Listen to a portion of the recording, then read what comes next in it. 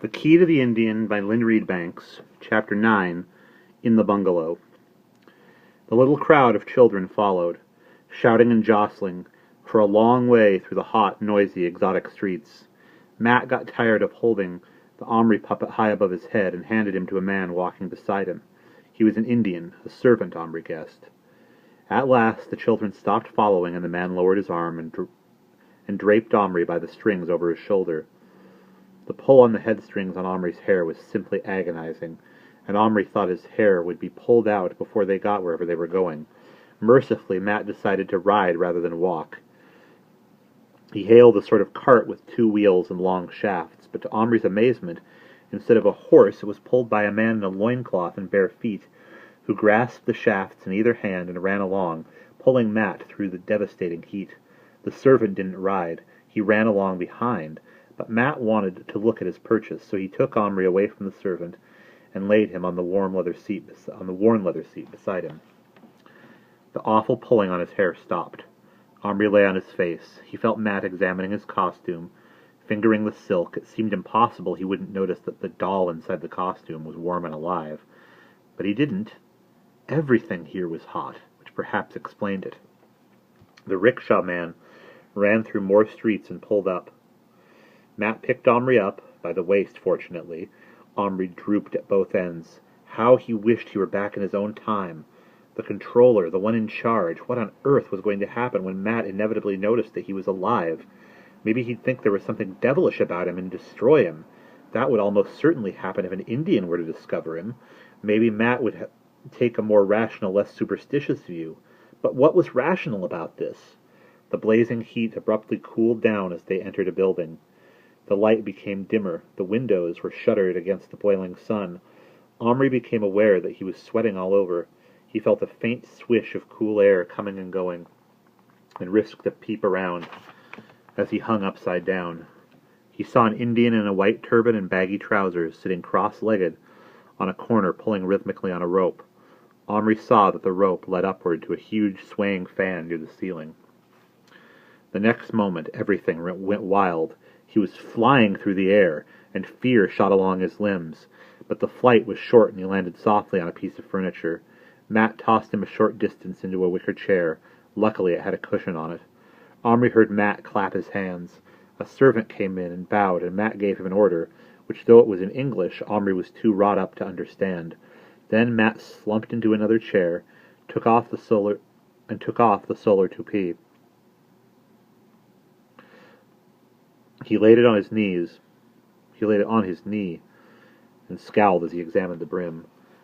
Omri could see him clearly. He was a handsome man, just as Jessica Charlotte had said, tall and straight, with thick, fair hair, a rather red face, and a blonde mustache. He wore a short-sleeved khaki shirt and shorts, knee socks, and laced-up shoes. Despite the heat, he looked quite unrumpled, and apart from sweat stains under his arms, you would think he had just got dressed. My great-grandfather, thought Omri wonderingly. His fear lessened a little. He remembered everything Jessica Charlotte had written about how kind and good Matt was. But then, she was in love with him, and he hadn't been good enough to let her go on seeing Lottie. Omri had decided when he read the account that his great-grandfather had a hard side to him. Omri lay very still, just as he had fallen. His arms and legs began to ache from tension. When the servant came back with a small tray, on which was a bottle of whiskey and a glass, Matt poured himself what Omri's father would certainly have regarded as a stiff drink, got up with it, and strolled to the other side of the room, where he stood with his back to Omri, fiddling with something. This gave Omri a chance to shift a bit in his sweaty silk clothes. Despite the fan, he was desperately hot. What was going to happen?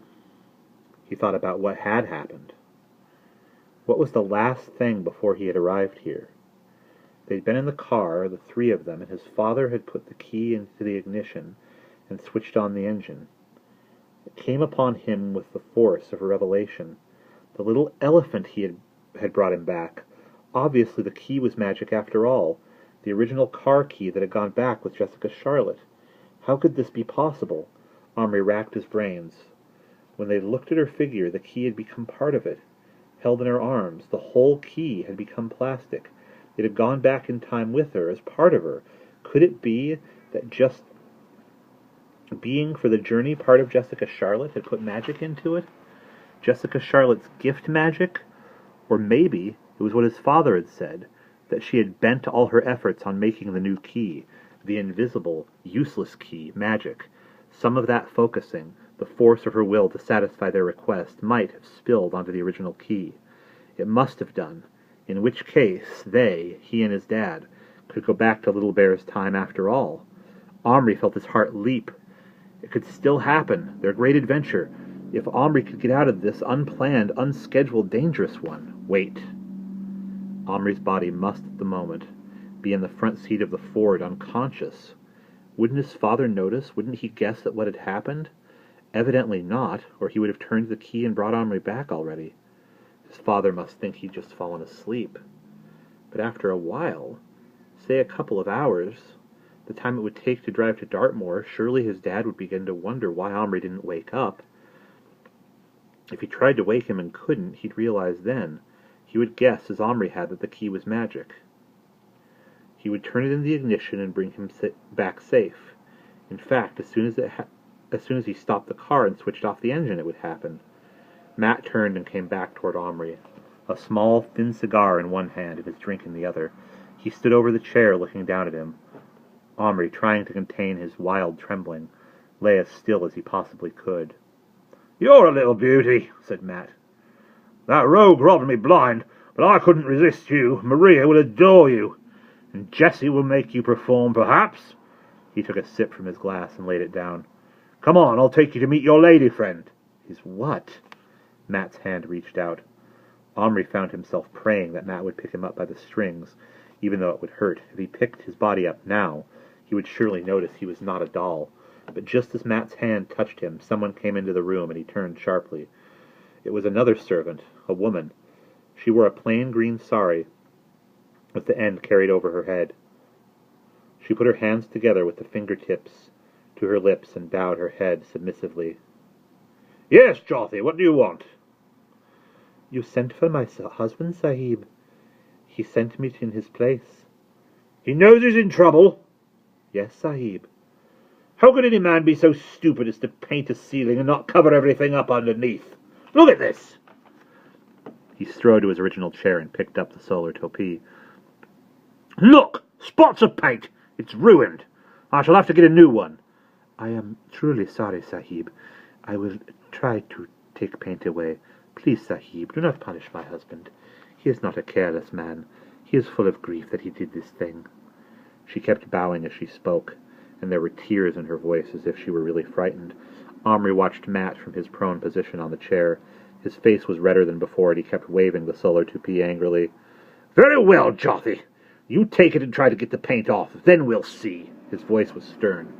The woman bowed deeply, took the solar topi with a quick, nervous movement, and ran out of the room. Matt strode back to Omri's chair. He scooped up the strings and swung him away from the support. The pain in his head, which he'd expected, didn't come. The head string was left loose, and only the ones on his wrists were taut.